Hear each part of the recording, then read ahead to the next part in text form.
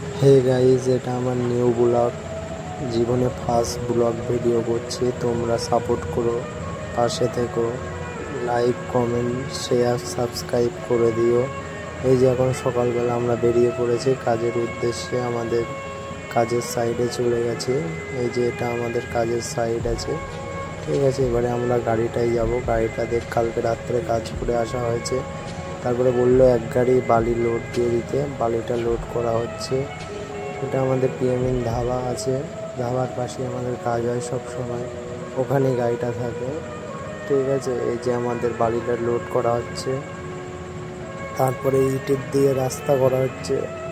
এখানে খুব বৃষ্টি হচ্ছিল, তাই ইট দিয়ে রাস্তাটা করা হচ্ছে। কাজ ফাজ সব বন্ধ করে দিয়েছি, পানিতে ভিজে যাচ্ছে।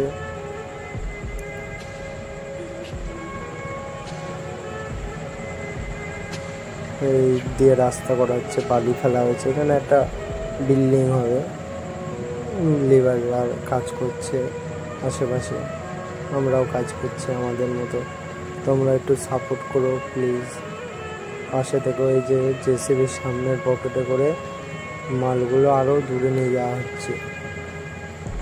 ড্রাইভারটা খুব খুশি, পানি হচ্ছে, কাজ হবে না আর।